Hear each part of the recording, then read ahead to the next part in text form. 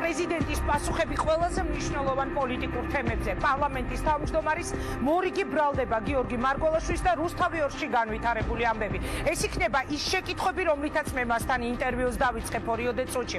თქვენ უყურებთ რეაქციას, რომელსაც ყოველ სამშაბათს და პარასკევს წარმოგიდგენთ. მე ჟურნალისტი ინგა გრიგოლია, გვიყურებს TV პირველის მაყურებელი, გვისმენს რადიო მაესტროს მსმენელი FM-ზე 94.7 და პირდაპირ ეთერში ვართ Facebook-ზე. დღეს ქვეყნის პრეზიდენტის რეაქციას გთავაზობთ.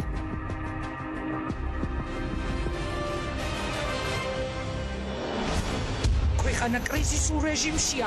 პარლამენტის თავმჯდომარისგან ტენდენციად იქცა პრეზიდენტის შეურაცხყოფა და ლანძღვა. ხდება პასუხგაუცემელი შეკითხვების პიარ ტრიუკებით გადაფარვა და ჩაფარცხვა. მარგველაშვილზე ანგარიშსწორებისთვის საგანგებოდ შეიქმნა საკონსტიტუციო კომისია. ეს იმ განცხადებების მოკლე შინაარსია, რომელსაც ბოლო პერიოდში საქართველოს პრეზიდენტისგან ვისმენთ. როდესაც გენერალური აუდიტორი გეუბნება, რომ მასზე სამსახურეობრივი საქმიანობის შესრულების გამო მოხდა თავდასხმა, აქ ვიდეო კასეტები დომიკი არ უნდა იყოს, აქ სახელმწიფო ინსტიტუტის დაცვა უნდა იყოს. ვენეციის კომისია, ოცნება და პრეზიდენტი. დღეს საღამოს 8-ზე რეაქციის სტუდიაში ქვეყნის მეოთხე პრეზიდენტი გიორგი მარგველაშვილი. თბილისში გაქრა ადამიანი, ბაქოში აღმოჩნდა ადამიანი. ვის უნდა ვკითხოთ? კოპერფილდს უნდა ვკითხოთ, ვადაჭყორიას უნდა ვკითხოთ, ვის უნდა ვკითხოთ, რანაირად შეიძლება მოხდეს A პუნქტიდან ადამიანის გაქრობა და B პუნქტში გაჩენა. რატომ საუბრობს ქვეყანაში შექმნილ კრიზისულ რეჟიმზე? სახედავს ამ კრიზისის რეჟიმში პრემიერ კვირიკაშვილის პასუხისმგებლობას? სმენია თუ არა რამე იმის შესახებ, რომ მომავალ პრეზიდენტად ქართული ოცნება სწორედ გიორგი კვირიკაშვილს განიხილავს? რა სიტყვის საკონსტიტუციო ცვლილებებზე, რა სიტყვის უშიშროების საბჭოს გაუქმებაზე, რა სიტყვის მიწების გასხვისება არ გასხვისებაზე, რა სიტყვის მოახლოებულ ადგილობრივ არჩევნებზე და ქართული ოცნების მერობის კანდიდატზე, ვის მისცემს თავად ხმას მერის არჩევნებზე, ყავს თუ არა უკვე ფავორიტი, ფიქრობს თუ არა ვადამდე გადადგომაზე. ყველა მთავარი კითხვა საქართველოს პრეზიდენტს 8 საათზე პრეზიდენტის რეაქცია. და არ ვიხებთ არც ერთი ნაბიჯით უკან. არა! არა! არა! გვარამია გადადგა, ყარამანაშვილი თბილისშია. რა მოხდა კიევიდან რუსთავი ორის გენერალური დირექტორის ჩამოსვლიდან ზუსტად მესამე დღეს, სადაც იგი ზალუდუმაშვილთან ერთად მიხეილ სააკაშვილს შეხვდა. სპონტანური თუ დიდი ხნის წინ მიღებული გადაწყვეტილება მან სულ ცოტა ხნის წინ განაცხადა, რომ თუ რუსთავი ორში ფინანსური კრიზისი არ მოგვარდებოდა, თანამდებობიდან წავიდოდა. ჩაერია თუ არა ამ პროცესში მიხეილ სააკაშვილი. პირველი გადაწყვეტილება მიღებულია. რთული ამბავია. რატომ დაემთხვა ერთმანეთს რუსთავი ორში ცვლილებები, გვარამიას გადადგომა და არხის მთავარი სახის გადაწყვეტილება გახდეს ნაციონალური მოძრაობის მერობის კანდიდატი თბილისისთვის ბრძოლაში. არ იქნება ბატონებო ისე, არ იქნება რომ 9 საათზე რომ ჩართავ ტელევიზორს ხოლმე იხსნოდეს ჩიტების ჩიკჩიკი მაგნოლიებს და ტიტებზე. არ იქნება ესე. დღეს რეაქციაში დიდი ცვლილებები რუსთავი ორში.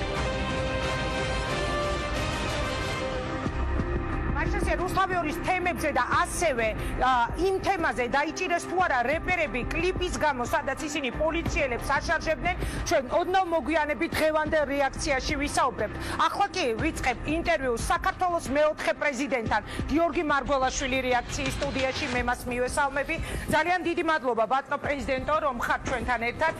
დღეს კიდევ უფრო საინტერესო განცხადებები მოვისმინეთ, დაბრძანდით თუ შეიძლება, რომელიც გიკავშირდებოდათ პირადად თქვენ და მე მინდა რომ ჩვენი საუბრის პირველი მეორე ყოველ შემთხვევაში თემა იყოს რასაკვირველია კობახიძის ბრალდებები, რომელიც რაღაც დავის საგნად იქცა ხელისუფლებასა და თქვენს ადმინისტრაციას შორის, თუმცა მანამდე როგორც გამოჩენილს იმ თვალსაზრისით, რომ ყოველთვის გაქვთ ხოლმე ძალიან მძაფრი რეაქცია მედია პროცესებზე, ადამიანს მინდა დაგისვათ პირველი შეკითხვა რუსთავი ორთან დაკავშირებით. თქვენ როგორ ფიქრობთ, რა ხდება იქ? ინგა, მე მიჭირს დეტალური ანალიზი, ბუნებრივია მე ვიგებ ინფორმაციას, პირველ რიგში მივესალმებ მაყურებელს. რუსთავი ორი, ისევე როგორც თქვენი არხის, ქართული მედია სივრცე, არის რეალურად ქვეყნის მეოთხე ხელისუფლება. თქვენ ქმნით პოლიტიკურ ამინდს, თქვენ იძლევით შეფასებებს და თქვენ აყალიბებთ იმას, რაზეც ჩვენ ვლაპარაკობთ. მე ვმუშაობ, როდესაც მოვდივარ თქვენ ტელევიზიაში, მაგრამ რა თქმა უნდა, ჩემი მუშაობა, ასე ვთქვათ, განპირობებულია იმით, რას შემეკითხებით და როგორ შემეკითხებით. ამიტომ თქვენ რეალურად ქმნით პოლიტიკურ ამინდს სახელმწიფოში. მაგრამ ამასთან ერთად მე რა მიმდინარეობს ამ მეოთხე ხელისუფლების სხვადასხვა, ასე ვთქვათ, ინსტიტუტებში, ამაზე თქმა მე პასუხის გაცემა მიჭირს. ერთი მინდა დავადასტურო, რომ რუსთავი 2-ის ფუნქციონირება მნიშვნელოვანია ქვეყნისთვის, ისევე როგორც ყველა სხვა არხის. მე დეტალებთან დაკავშირებით მე ინფორმაცია, რომელიც შემიძლია გაგიზიაროთ როგორც ან ჩემი ან რაღაც უთხარი ნამდვილად არ აქვს. კარგი, კიდევ ერთ კითხვას დაგისვათ რუსთავი 2-ზე და გადავალ შემდეგ თემაზე. გამოითქვა ასეთი ვარაუდი, სხვა შორის არაერთი ექსპერტი ჟურნალისტის მხრიდან, რომ შესაძლებელია ეს პროცესი უკავშირდებოდეს თქვენს წინამორბედ პრეზიდენტს, ანუ მიხეილ სააკაშვილის და მისი მხრიდან გავლენების გატარების მცდელობას, ანუ ბოლომდე გავლენის ქვეშ მოექცეს რუსთავი 2. განსაკუთრებით ეს თემა ძალიან საინტერესოდ გამოიყურება მას შემდეგ, რაც მათი პარტია ორად გაიყო. თქვენ ფიქრობთ, რომ შესაძლებელია აქ მიხეილ სააკაშვილის კვალი დავინახოთ? მიხეილ სააკაშვილის ჩართულობა ქართულ პოლიტიკურ პროცესებში არაერთხელ გვინახავს, უკვე მისი პრეზიდენტობის მერე. მე ვერ ვიტყოდი, რომ ეს ჩართულობა რომელიმე ეტაპზე იყო პოზიტივისკენ ორიენტირებული. მე ვიხსენებ არჩევნების პროცესს, როცა მან ძალიან დაძაბა საარჩევნო ველის, არჩევნებამდე რამდენიმე დღით ადრე. არც ამ შემთხვევაში მე ინფორმაცია არ მაქვს და ანუ ვერ ვიტყვი ასე დანამდვილებით ან კის ან არას. ну, უბრალოდ ბუნებრივია ხა რუსთავი 2 იმდენად მნიშვნელოვანი არხია, რომ პოლიტიკოსების, ნებისმიერი პოლიტიკოსის დაინტერესება ამ არხით ბუნებრივია. თუმცა მე ვერანაირად ვერ მივანიშნებ, უბრალოდ ვერ ვისაუბრებ, ასე ვთქვათ, რამე დანამდვილებით ინფორმაცია. მე მესმის, მეც დაახლოებით იგივეს ვეთყოდი, ახლა მაყურებელს მე უფრო მეტი ინფორმაციის მიღებას ველოდი, რატომღაც თავად რუსთავი 2-ის გუნდისგან მთელი ერთი დღე გავიდა ამ ამბიდან პრაქტიკულად და არანაირი კომენტარი არ კეთდება. მე პირადად მქონდა მოლოდინი, რომ უფრო მეტ ინფორმაციას მოვისმენდი, ანუ ეხლა მე და თქვენ რაც უნდა ვისაუბროთ, მაინც გარეთა დამკვირვებლების თვალით მოგვიწევს პასუხების გაცემა. მოდი დაგისვავთ დღის მთავარ თემაზე შეკითხვას. კიდევ ერთხელ დაგადანაშაულად ირაკლი კობახიძემ პარლამენტის თავმჯდომარემ დაგადანაშაულად ინფორმაციის გაჟონვაში. ვენეციის კომისიის დასკვნა ჰქონდა მხოლოდ პარლამენტის ხელმძღვანელობას და პრეზიდენტს. ანუ თქვენ ხართ ეჭმიტანილი მის თვალში. რა გაქვთ პასუხი მის ბრალდებაზე? ეჭმიტანილი დღეს ამ თემაზე, თორემ ჩვენ არ ვსაუბრობთ ბევრ სხვა თემაზე, რომელზეც ეჭმიტანილი ვარ, ფაქტობრივად დღევანდელ ხო, დღევანდელზე თორემ ისე ბევრი გუშინ სხვა იყო, გუშინ წინ სხვა იყო, ამას წინ კიდე სხვა იყო, მაგრამ იცით რა, ჩემი აზრით ინგა რო შევხედოთ დღევანდელ დღეს გარკვეულწილად შეიძლება ითქვას ბოლო 6 თვის შეჯამებაა დღევანდელი დღე. ნახეთ რა ხდება. პირველი ვისმენთ იმ ინფორმაციას, რომ ვენეციის კომისიიდან არის იქნება მხოლოდ ქებადიდება და ლამის დიდერამბებად იქნება მოვლენილი ვენეციის კომისიის დასკვნა ქართული საზოგადოებისთვის და გვეტყვიან, რომ იცით რა, მადლობელი იყავით, რომ აი ასეთი კონსტიტუციის პროექტი დაიწერა საქართველოში. ამის მაგივრად ჩვენ ვიღებთ ძალიან მძაფრ კრიტიკას ვენეციის კომისიიდან. ჩვენ კი არ ვიღებთ, იღებს ეს პროექტი იღებს ძალიან მძაფრ კრიტიკას, რომელიც აბსოლუტურად მოსალოდნელი იყო. თქვენ ელოდით, რომ კრიტიკული იქნებოდა ვენეციის კომისიის დასკვნა. აი, კიდევ ერთხელ მივყვეთ რა, კრიტიკა რის თაობაზეა ბუნებრივ მარტივ ჭეშმარიტებებზე, მაგალითად, რომ ხელისუფლება უნდა იყოს დაბალანსებული. მაგალითად, რომ იმის თაობაზე, რომ დემოკრატია ნიშნავს ხალხის ნების ასახვას მმართველობით სტრუქტურებში და არ შეიძლება აქ манипуляცია, ასე ვთქვათ, ხმებით. აი ესეთ მარტივ ჭეშმარიტებებზე ვიღებთ კრიტიკას და კრიტიკა არა იწყება არა ამ საკითხების განხილვა, არამედ უცებ ჩდება მოგონილი თემა, რომ საიდანღაც მოხდა რაღაცა ინფორმაციის გაჟონვა და მთელი დღე მედია საუბრობს არა იმ შინაარსზე, რომელიც არის ამ დოკუმენტში, რომელსაც მთელი საქართველო ელოდა ბოლო 4 თვე. არამედ საუბრობთ იმას, საიდან გაჟონა ინფორმაცია. ანუ დაგეგმილად გადაგიფარეს? არა, თქვენ საუბრობთ ამას წინათ, ხდება მნიშვნელოვანი თემების ჩაფარცხვა, გადაფარვა და ასე. არა, დაგეგმილად კი არა. ეს არის შეჯამება ბოლო 6 თვის.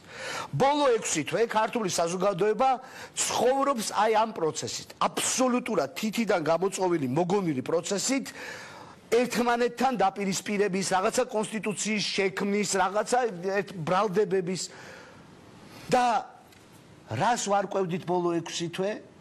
რაზე მოგცა შეჯამება ვენეციის კომისიამ, რომ თურმე დემოკრატია ნიშნავს, რომ ხმას რომ იმცებს ამორჩეველი ის ადამიანი პროპორციულად იქნას წარმოდგენილი პარლამენტში, აი ამ ჭეშმარიტებას ვარკვევდით და სხვა მარჩაიდოს ჯიბეში. აი ამ ჭეშმარიტებას ვარკვევდით მთელი ერი. პოლიტიკური პარტიები, ექსპერტები, სახელმწიფო ინსტიტუტები, მედია ვარკვევთ ამ ჭეშმარიტებას. პარალელურად მიდის ბრალდებები და ასე შემდეგ. ამის შემდეგ ხო, რას ვარკვევდით, რომ თურმე დემოკრატიული საზოგადოება სახელმწიფო გულისხმობს ძალთა ბალანსს და ინსტიტუტების მიერ ერთმანეთის გაწონასწორებას. ამას ესე იგი ცივილიზებული წიგნობარი 21 საუკუნის ერი 6 თვე ამას ვარკვევდით და ვენეციის კომისიას უნდა ეთქვა ეს ჩვენთვის. მაგრამ ნახეთ პიარულად რა ვითარება, აი ამის გარკვევა.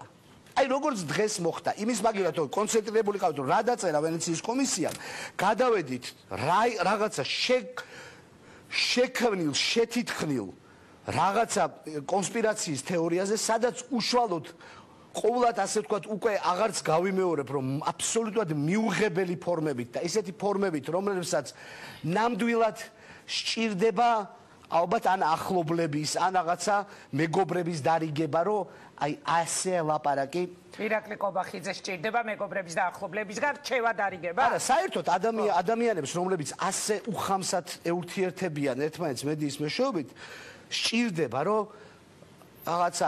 ვიღაცამ თქვას, რომ იცით რა, საქართველოა, რაღაცა ურთიერთობების კულტურა არსებობს, ტრადიცია არსებობს და ასე შემდეგ. მე მესმის, რომ თმენის ვალდებულება მაქვს. მე მესმის, რომ თანამდებობა არ მაძლევს იმის შესაძლებლობას, რომ რაღაცნაირად სიტყვა წამიცდის.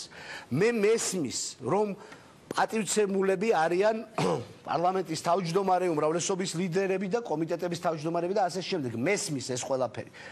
მაგრამ ხო შეიძლება რჩევა, რომ იცი რა, აი ყოველ შემთხვევაში გადავედით ერთი წამი, გადავედით. პრეზიდენტო, ერთი წუთი თუ შეიძლება. ანუ თქვენ არ ქონიათ პირადი კომუნიკაცია მასთან, აი იმ ცნობილი დაპირისპირებების შემდეგ. იცით რატომ გეკითხებით, რომ აი განსაკუთრებით კრიტიკულია თუ გავიხსენებთ მაგალითად 2 დღის წინ იგივე უშიშროების საბჭოს მდივანს როგორ მიუთითა მას დილობისკენ თუ კორექტურობისკენ, ანუ თქვენს ადმინისტრაციას პარლამენტის თავმჯდომარესთან არანაირი კომუნიკაცია არ ქონია. ინგა, თქვენ ყველა ხედავთ ამ ურთიერთობას, თქვენ ხედავთ ამ მუდმივ თითისქნევას, ამ მუდმივ აგრესიას და შეჯამება ახლა ამისი როგორ მოგახსოვთ ახლა უშიშროების საბჭოს მდივანი კონსტიტუციური თანამდებობა, რომელსაც კანონით ევალება ქვეყნის უშიშროებაზე, ქვეყნის თავდაცვის უნარიანობაზე, სამხედრო აღშენებლობაზე მუშაობა და რომელიც უშიშროების საბჭოს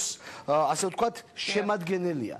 ამ ადამიანს რო ეუბნები, რომ შენ უშიშროების საბჭო მე ვარ და შენ არა გაქვს აზრის ქონის უფლება, აზრის რამეზე კი არა ბატონმა დათომ რამე რაღაცა სხვა საკითხზე რაღაც იმაზე კი არ გამოთქვა, რა ქვია, ინსტალაციაზე ან არქიტექტურაზე ან ამინძზე კი არ საუბრობდა ქვეყნის თავდაცვის უნარიანობის შესახებ.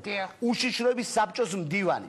ეხლა ალბათ ცდება ტრივიალურ ჭეშმარიტებას, რომ უშიშროების საბჭოს მდივანს შეიძლება კონდეს აზრი ქვეყნის თავდაცვის უნარიანობის შესახებ. და მას რა ხდება, ბატონო პრეზიდენტო, იმიტომ რომ აი რას გითხავთ? ირაკლი კობახიძე თავის პირად მოსაზრებას ახმოვანებს მუდმივად, როცა იგი დაუშვათ ასეთ მწვავე განცხადებებს აკეთებს. არ ვიცი, ინგა, ამიტომ მე თქვენ გისვავთ კითხვას, აი ნახეთ რა ხდება.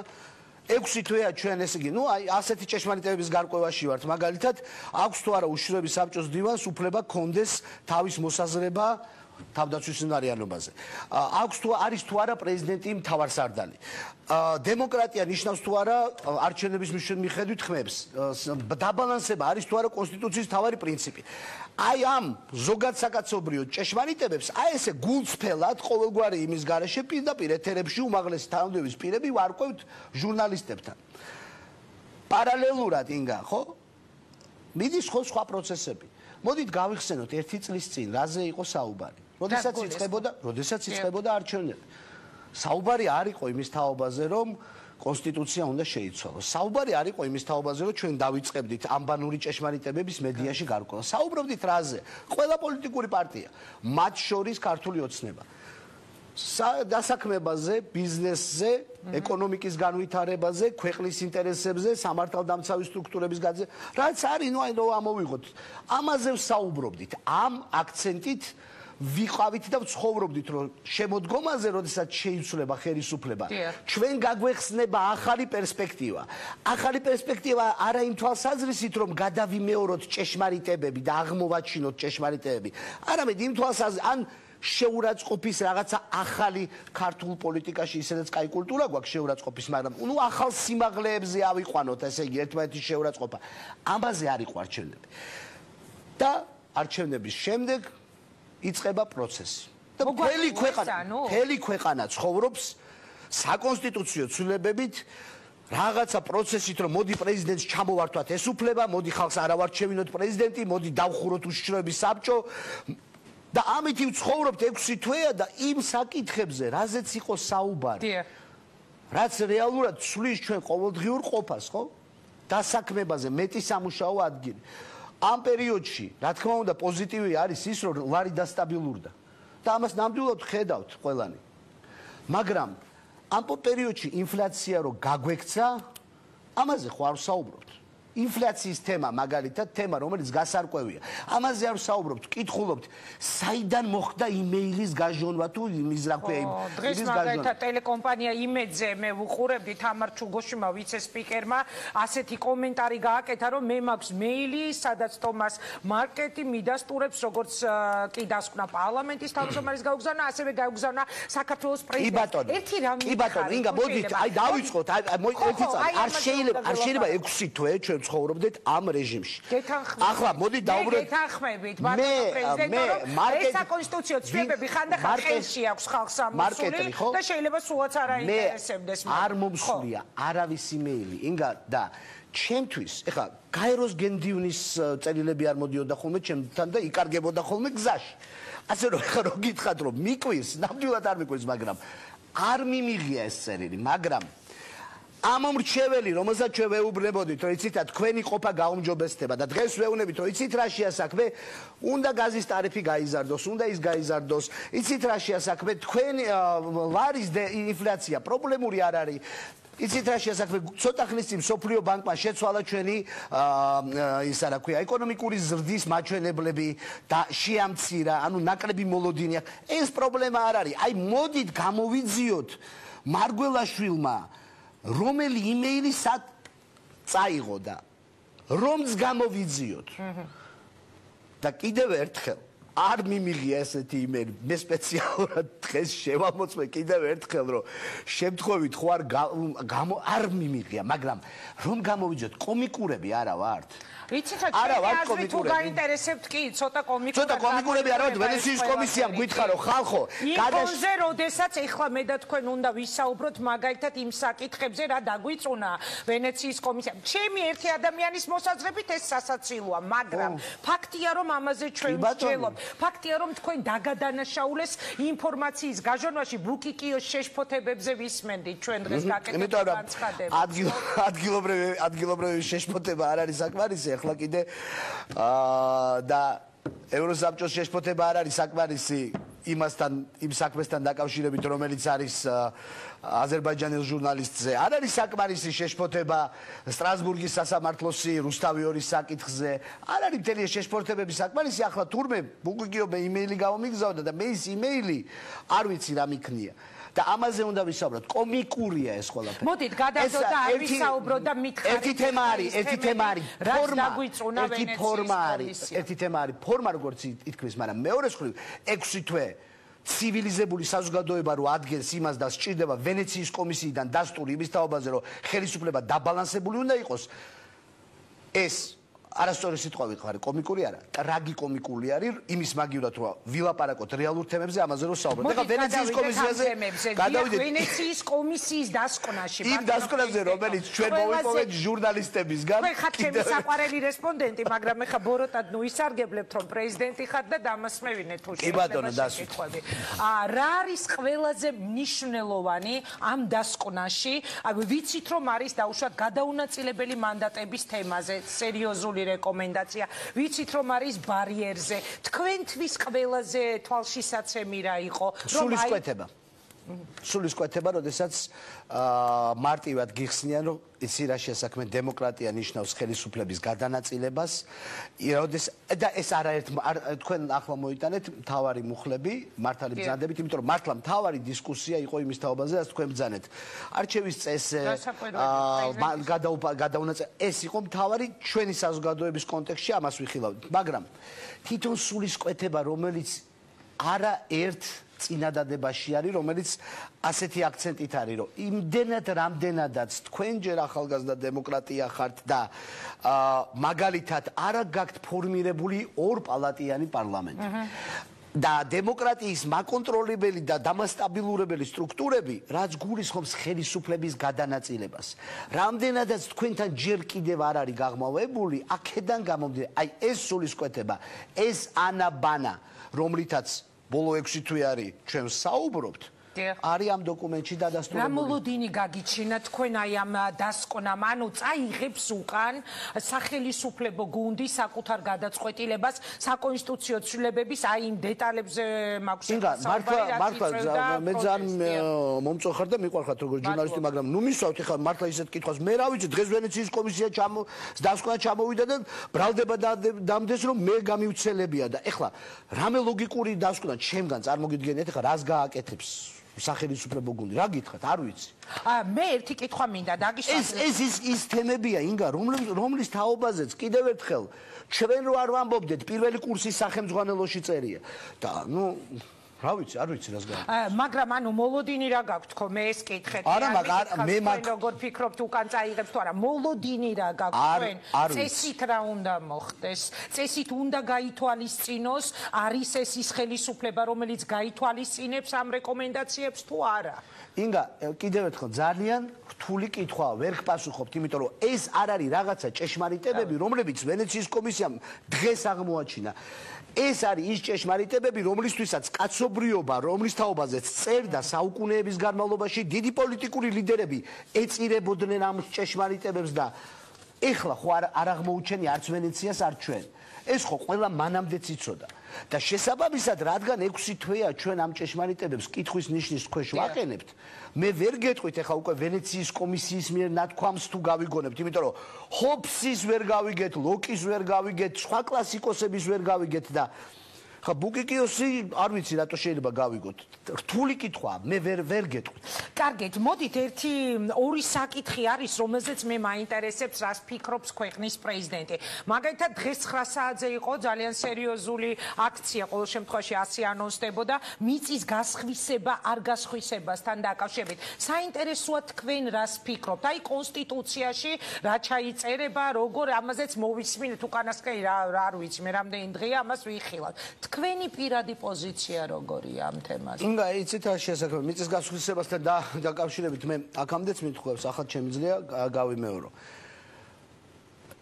ჩვენს სოფელში, ანუ არა ცენტრალურ ქალაქებში ძალიან მძიმე არის ყოფა და მძიმე არის ბევრი თვალსაზრისით. ეს არის დემოგრაფიული მდგომარეობა, ეს არის ჩვენი უნარი, სოფლის მეურნეობა გახდეს ქვეყნისთვის არა წამყვანი, არამედ ერთ-ერთი დარგი. ეს არის მარტივად რო ვთქვათ ის რეალობა, რაც ყველა ვინც შეხება აქვს სოფელთან, იცის რომ სოფელში ადამიანები მიწაზე მუშაობენ არა იმისთვის რომ ეს იყოს შემოსავალი, არამედ ფიზიკურად იმისთვის რომ გადარჩნენ და ასე ვთქვათ მიიღონ სარჩო საბადებები. ხო, ამის იქეთ სამწუხაროდ ბიზნესის თვალსაზრისით ვერ მიდის სოფლის მეურნეობა. და მე მახსენდება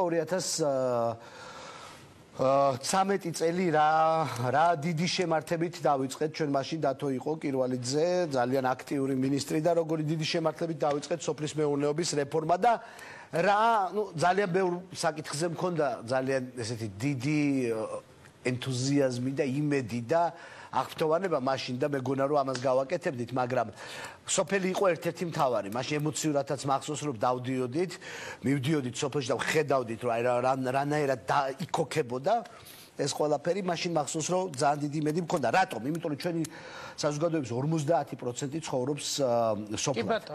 და სოფლად არ არის შექმნილი არანაირი პირობა იმისთვის რომ ბიზნესი წარმოიქმნას. ეს ბევრი რამით არის განპირობებული, იმით რომ დაუშვათ შესაბამისად ფულის შესვლა არის პრობლემური, ბანკების მუშაობა არის პრობლემური, სახელმწიფო დაზღვევა არის პრობლემური, მიწის ბაზარი არ არის შექმნილი და ასე შემდეგ. შორიდან უვლით ახლა პასუხს მე. არა, უბრალოდ ისეთი კითხვა მომეცით, რომელიც მე ემოციურად მეხება და იმიტომ რომ პოლიტიკურს არაფერს არ ვდებ შიგნით. მართლა მეხება და მე თვითონ ასე ვთქვათ მიწასთან მომუშავე ადამიანი ვარ და იქედან გამომდინარე.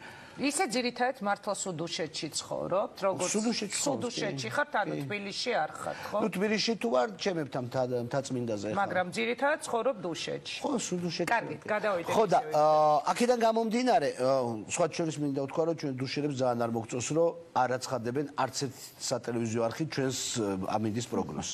მე არ მაქვს ჩვენს ქალაქი ვარ და ჩვენც ვიმსახურებთ, რომ ამინდის პროგნოზში ვიყოთ სადმე წარმოდგენილები.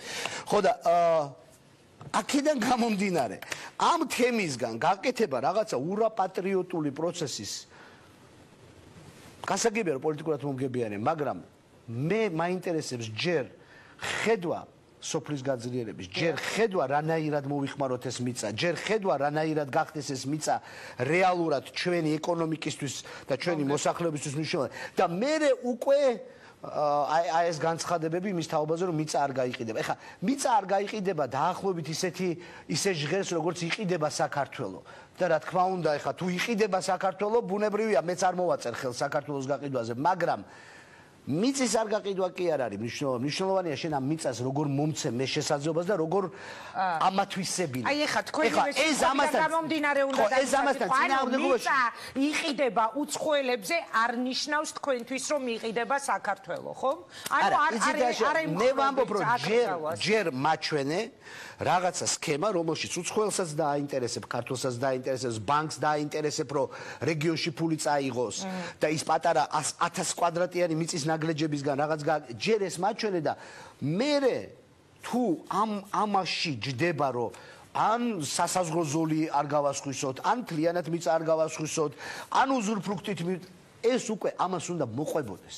ანუ ამ ეტაპზე აკრძალვას თქვენ არ ემხარებთ. ამ ეტაპზე ამ აკრძალვის შინაარსს ვერ ვხედავ, ანუ რას მეუბნები ამით. გარდა იმისა, რომ მე საქართველოს არ გავყიდი, მეც არ გავყიდი საქართველოს და აი ჩამოდი რა ჩემთან ერთად და ნახე რამდენად რთულია მართლა, ნუ ეხა მართლა პარკეტზე და როგორიათ რომ პამიდორი იმაზე რა ქვია, ხეზე იზრდება და ისა რა ქვია, აი ესე რომ ფიქრობენ, ისინი ჩამოდი და ნახე მე როგორ ვცხოვრობ და როგორ არ არის იოლი ადამიანის ცხოვრება. არ მეკითხეთ ხა რომ პამიდორიც მოგყავთ. მე პამიდორი მოყვა, მე კი არ მიჭის როგორც მე კი არ მიჭის, მაგრამ შემეზობელს უჭირ. არა, პამიდორის მომყავს და კიტრიც მომყავს და კარტოფილიც მომყავს, ერთად დავთესეთ მე და ლუკაშენკომ ესა გვაქვს, შეჯიბრება გვაქვს, ვინ უკეთს კარტოფილს მოიყვანს, მაგრამ ეს მე გაჭირვებით არ აქვს. პოზიცია მესმის, რა თქმა უნდა. მაგრამ შენ მე მაჩვენე აი ამ საქართველოს მოსახლეობის ნახევარს რანაირად შვენი.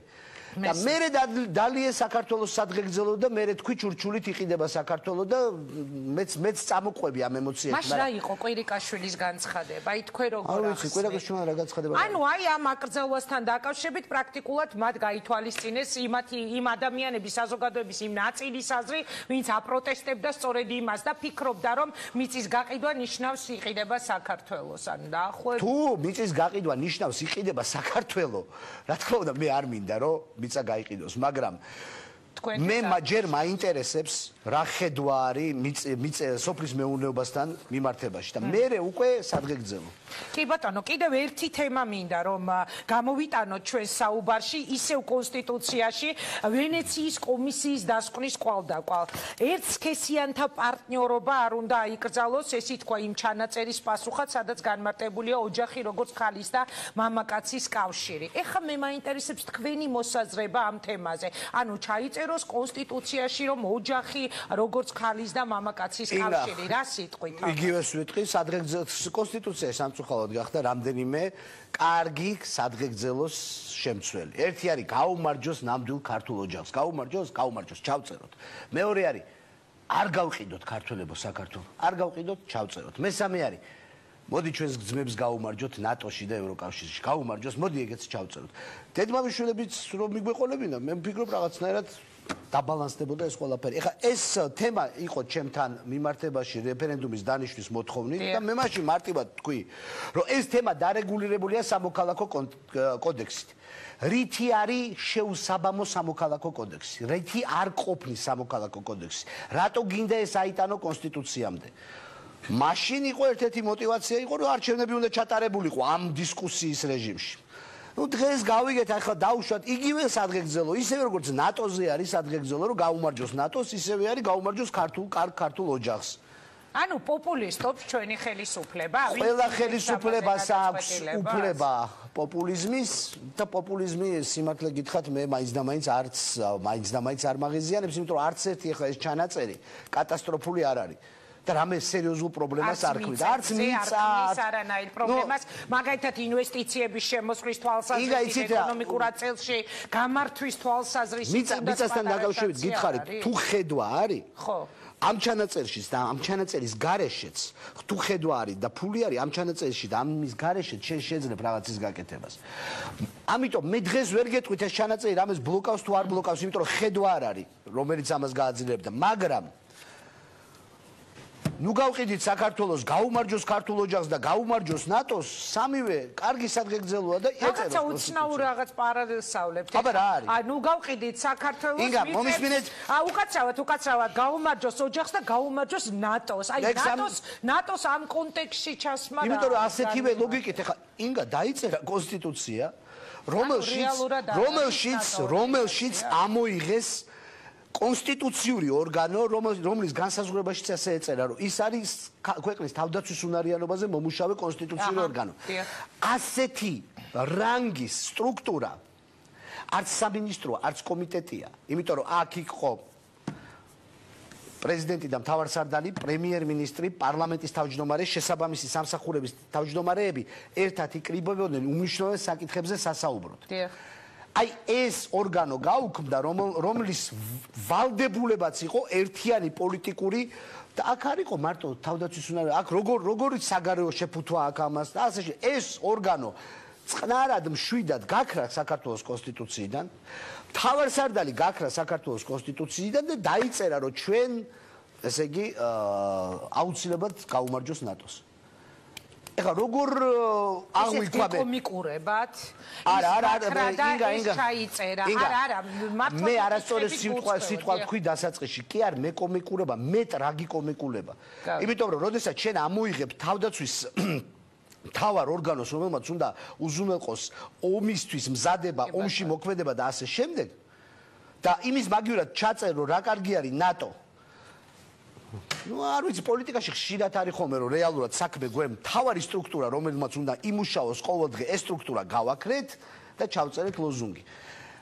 ასე ხდება პოლიტიკაში ხო ინგა მე არ ლოზუნგების კონსტიტუციას მივიღებ ჩვენ საბოლოო ჯამში თუ არ გაითვალისწინებთ ამ რეკომენდაციებს რაც გამოგვიგზავნა ვენეციის კომისიამ ინგა ეგ ლოზუნგები არაფერს არ აფუჭებს იყოს ეგ ლოზუნგები მაგრამ დანარჩენი შინაარსი გასწორდეს ხო რა თქმა უნდა ეხლა არა უშავს ლოზუნგი გაუმარჯოს ნატოს არაფერს არ აფუჭებს რა თქმა უნდა უშიშროების საბჭოს თუ არ გააუქმებ იმიტომ რომ უშიშროების საბჭოს სხვა რაღაცები უნდა უზრუნველყოს ლოზუნგი გაუმარჯოს ქართულ ოჯახს არაფერს არ გააფუჭებს კარგი სადღეგრძელო კარგი ლოზუნგია იყოს მაგრამ აუცილებლად უნდა უზრუნველყოფილი იქნას რომ ხმები თქვენ და მე რომ მივალთ საარჩევნო ყუთში და საარჩევნო უბანში და შემოვხაზავთ კონკრეტულ ხმას ვინმე სხვამ არ თქვას რომ ეს ხმა ბონუსია და მე მეკუთვნის გასაკვირველია მე აი ეს დეტალები არ უნდა გაფუჭდეს და სადღეგრძელო კიდე ერთი ორი შეიძლება კიდე ძალიან კარგი კარგ ხასიათზე ხართ ეხა ვატყობ ხუმრობის ხასიათზე კითხვა მინდა ასეთი დაგისვათ ბატონო პრეზიდენტო თქვენ არც თუ ისე დიდი ხნის წინ 2 კვირის წინ გააკეთეთ განცხადება სახელმწიფო მენეჯმენტის კრიზისზე გააქვთ ასეთი განცდა რომ კრიზისშია ჩვენი სახელმწიფოს მენეჯმენტი დავაზუსტებ მე ვთქვი რომ სახელმწიფო ჩვენ ახლა უმაღლესი თანამდებობის პირები ვართ კრიზისის მენეჯმენტის მდგომარეობაში. კი ბატონო. ეს იყო ჟურნალისტის ინტერპრეტაცია იყო. არა, გატაცებასთან დაკავშირებით. კი, მაგაზე უნდა გკითხოთ. არა, ჩემი მხრიდან იყო თქო, ეხლა ინტერპრეტაცია. არა, უბრალოდ მე აღარ მახსოვს, ასე თქვი ხო, შინაარსი იყო შემდეგი, რომ ჩვენ ვართ კრიზისში და მეც პრემიერ-მინისტრმაც, პარლამენტის თავმჯდომარემაც უნდა ვაკეთოთ განცხადებები, ამას გულისხმობდი, უნდა ვაკეთოთ განცხადებები, შესაბამისი სამსახურები უნდა ურთიერთობდნენ განსაკუთრებით ქვეყნის გარეთ და აგრეთვე ქვეყნის შიგნით, რომ აი ის ძალიან სერიოზული ბრალდება, რაც ამოვიდა ჩვენს წინააღმდეგ, საქართველოს სახელმწიფოს წინააღმდეგ, რომ ჩვენთან შეიძლება ადამიანი მოიტაცონ. A პუნქტიდან აღმოჩნდეს B პუნქტში უცბად. მე აი იცით რა მინდა. ეს არის სერიოზული ბრალდება, რომელსაც ჩვენ ყველამ უნდა უპასუხოთ, რატომ? და ეს არის მენეჯმენტი კრიზისის, იმიტომ რომ შენ თუ ეს იმიჯი შეგრჩა და დაგრჩა, ძალიან სერიოზული ლაქა არის, ძალიან სერიოზული პრობლემაა, იმიტომ რომ ეს არის საერთაშორისო თვალსაზრისით, ქვეყნის იმიჯის თვალსაზრისით ძალიან დამაზიანებელი. ეხლა მე როდესაც ეს განცხადება გავაკეთე, ინგა, მაშინ ცოტა უფრო ზედაპირული შეფასებები იყო. კი ბატონო. იმის მერე დაიწყო ბევრად მძიმე და მე ვიცოდი რომ ეს შეფასებები. კი ბატონო, როგორც პრეზიდენტს მინდა ეხლა ასეთი რამ მკითხოთ, გაქვთ თუ არა რაიმე დამატებითი ინფორმაცია, მიიღეთ თუ არა რაიმე დამატებითი ინფორმაცია და არიან თუ არა ეჭმიტანილები ქართული სპეცსამსახურები თქვენს თვალში ავგან მუხტარლის გატაცების საქმეში. აი დღეს აზერბაიჯანის პარლამენტის ადამიანის უფლებათა კომიტეტის წევრმა ელმან ნასიროვმა გააკეთა ასეთი განცხადება რადიო თავისუფლებასთან ინტერვიუში, რომ ეს იყო ქართულ-აზერბაიჯანული სპეცსამსახურების წარმატებული ოპერაცია. თქვენ ხედავთ ქართული სპეცსამსახურების შინაგან საქმეთა სამინისტროს კვალს, იმიტომ რომ ცოლი ამბობდა, რომ კრიმინალური პოლიციის თუ ადვოკატი ფორმებში იყვნენ გამტაცებლები ჩაცმულნი. რა ინფორმაცია გაქვთ აი ამ დროისთვის? ინგა, იცით რა, ხო, სუსმა უარყო ეს ცოტა ხნის წინ, მაგრამ კი, სუსმა უარყო, მე ვამბობ იმ განცხადებას, ეხლა თქვენ რასაც მეკითხებით, მე მართლა ძალიან მძიმე კითხვაა. მე რომ დღეს თქვენთან ვთქვა, რომ მე ასეთ რაღაცას ვხედავ, ასეთ შემთხვევაში მოდით გეტყვით, მე ვაბრალებ ადამიანს, ან ადამიანთა ჯგუფს, ან თანამდებობის პირს, რომ მან უღალატა ფიცს, მან უღალატა თავის მუნდირის ღირსებას, მან უღალატა ქვეყნის ინტერესებს და ჩაიდინა სერიოზული კრიმინალი, რომელმაც ჩვენ ქვეყანას ძალიან სერიოზული დარტყმა მიაყენა. მე ამას ვერ ვიტყვი. მაგრამ ის რომ მოპასუხის როლში არიან სწორედ სამართალდამცავები, ეს ფაქტია.